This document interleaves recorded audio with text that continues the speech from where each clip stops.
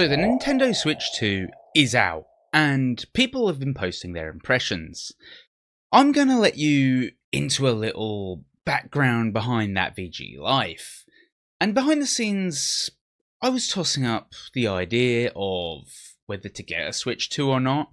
Part of me thought that I definitely should for the channel, and I enjoyed the Switch 1, and so I pressed F5 like a madman and, spent days and days and days waiting for one to come into stock. Got the pre-order, managed to pre-order the Switch 2 Pro controller as well, and happy days. Except, was it? Because a few days ago, something just felt off to me. Something, when I really stepped back and I looked at how much this thing cost. And I don't know, I had a bad feeling. I just had a weird feeling about the Switch 2 and its release right now. And so I went in and I cancelled my order. I cancelled my pre-order for it, and I can say that I'm really glad I did. But we have first impressions of the Switch 2 from lots of channels, and I've been watching them and reading them and soaking it all in to see whether I made the right decision or not. I've been watching RGT85, Dreamcast Guy, Wulff Den, Nintendo Life, Gaming Tech, who's looked at the screen and hardware, and many more channels. And the impressions aren't really great across the board, so I kind of want to talk about what all of these channels have said, people's first impressions, what I think, and more importantly, like, what you think, and especially, are you a real Nintendo person? Are you, like me, kind of like a tertiary on the periphery of Nintendo?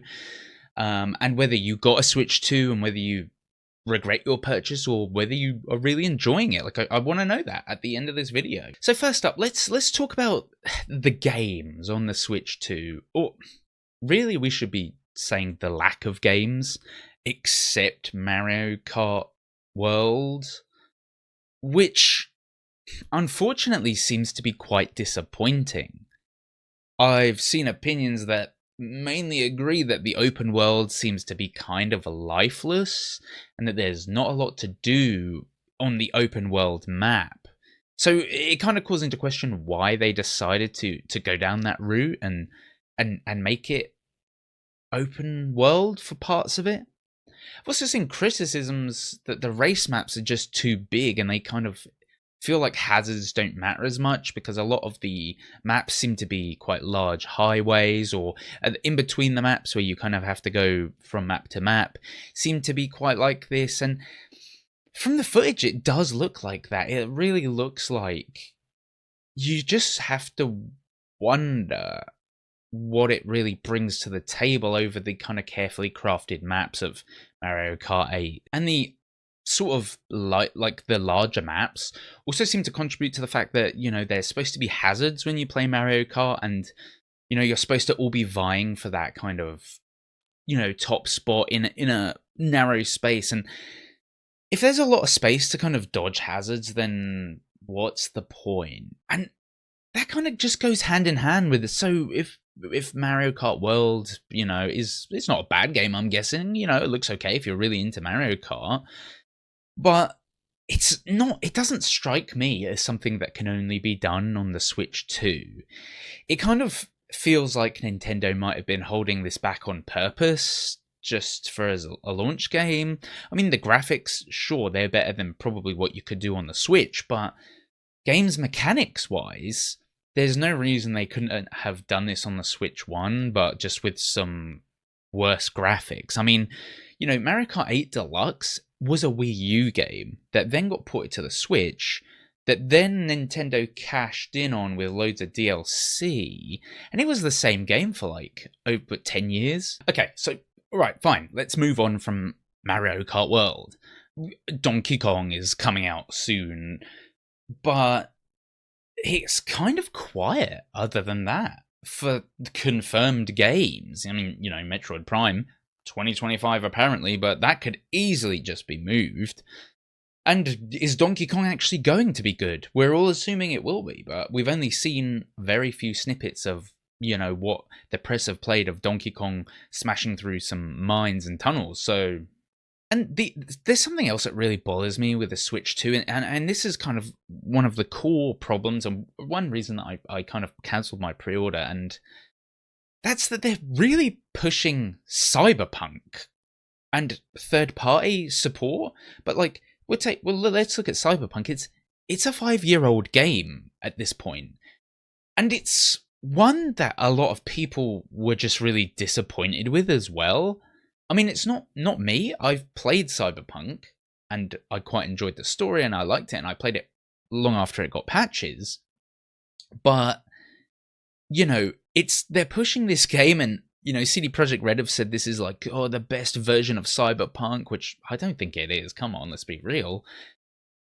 But I mean, it's a 5-year-old game. Why is this? It just strikes me as strange that this is like a flagship thing that they're kind of pushing with it, and then you add in all the other weird things like $10 upgrades for games like Breath of the Wild and everything to have that 4K Switch 2 update, and just all of the game that should have been a pack-in. I don't even remember the name. The one where you run around and they clearly like ripped off PlayStation with the like, this is how the 120 hertz mode works. Like, it should have been a pack-in, just like everybody says that. Even Reggie Fils-Aimé said that.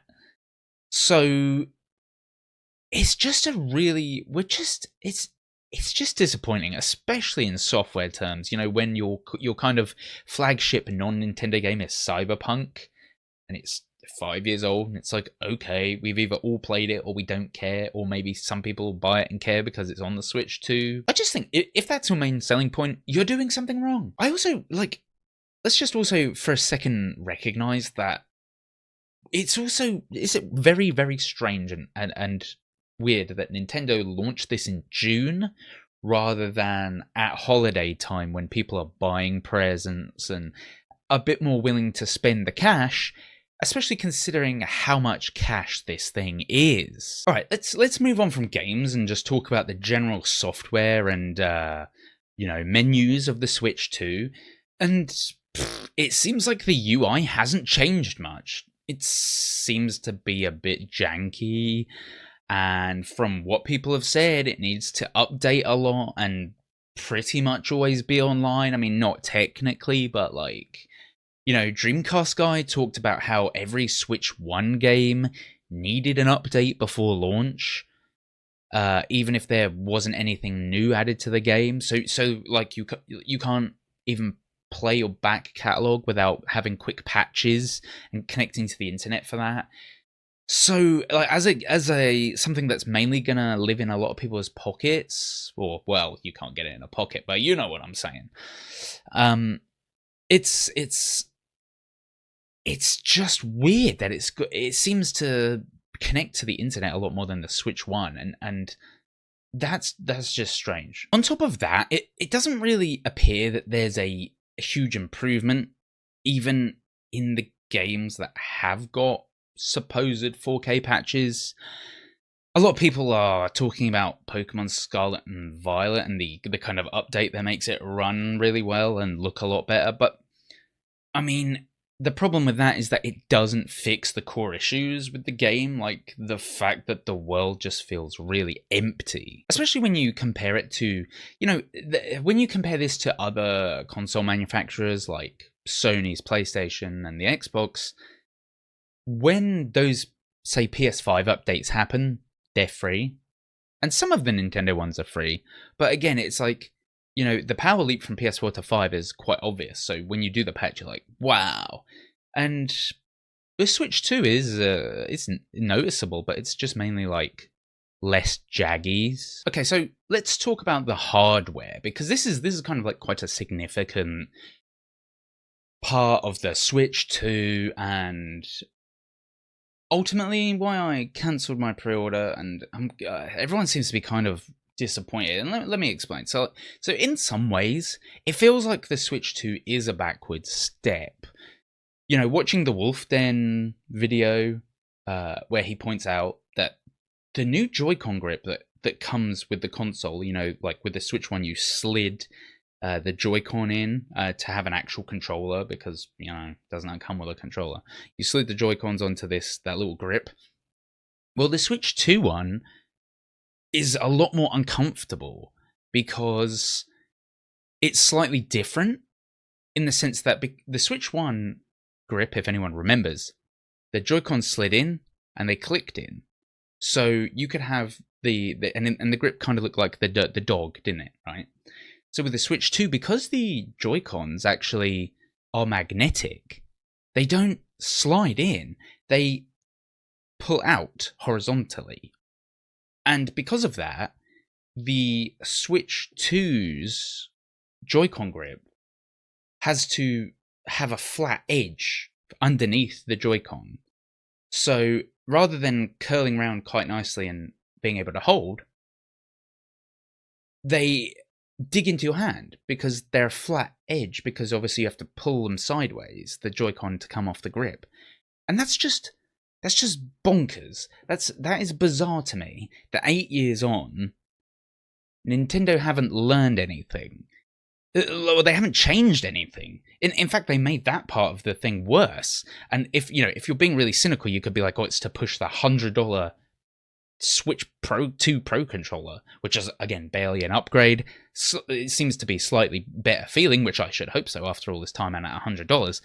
But again, it's just like, looks very much the same. I want to talk about the screen as well, because this was a concern for me when I found out it was an LCD and not an OLED, and they were gonna, add HDR to the Switch 2 and all of this good stuff. So preliminary testing of the Switch 2 screen by the YouTube channel Gaming Tech shows that it's got really bad HDR, and it's limited to 400 nits, and the screen is, and it has no local dimming, and it's LCD rather than OLED, which does really feel like a step backwards, especially if you're like me, coming from the Switch OLED. Now, what does all that mean? Well, you need like at least 1,000-ish nits to really get HDR, and you need a way to kind of dim parts of the screen to make it pop and everything, and the Switch 2 simply doesn't have that. Also going along with that is that while the Switch 2 does have VRR, variable refresh rate, built into the screen, Wulff Den found out that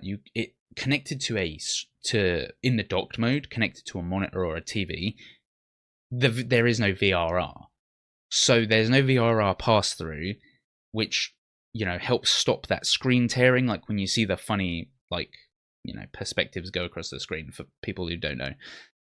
And that's just bonkers. Again, 8 years in, if you were going to add all of these features, then you need to do them properly. I mean, most people are going to want VRR on their TV, not on docked mode.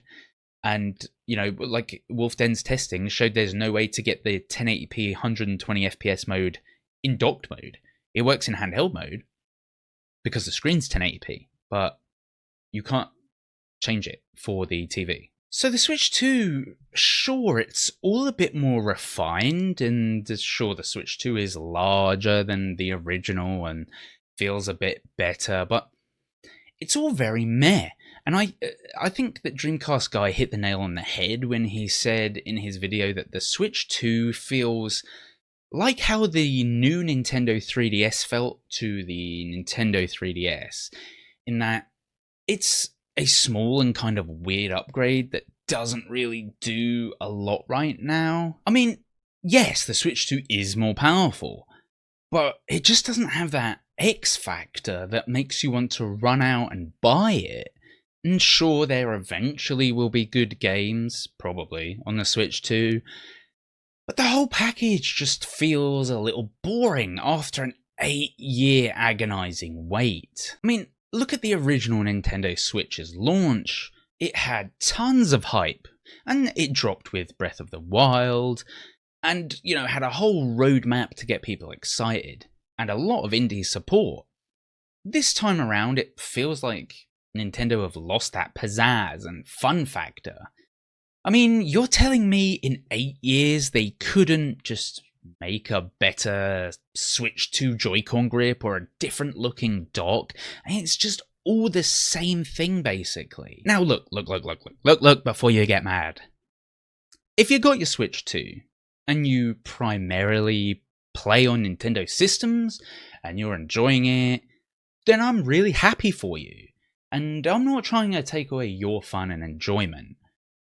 But it's just, as someone who plays on Xbox and PlayStation and PC as well, I just really hoped for more from the Switch 2. And a lot of the problems, you could say, oh, well, wait till the games come out and wait till this. And sure, but it's not going to take away these key problems with the fact that it's just not very innovative or exciting. It's just the same thing, but more powerful. And yeah, every box is, but at least, the Dual Sense was way better than the DualShock 4, and it looked different. Anyway, look. If you've got a Switch 2 and you're enjoying it, great. But I'm really glad that I cancelled my pre-order of the Switch 2.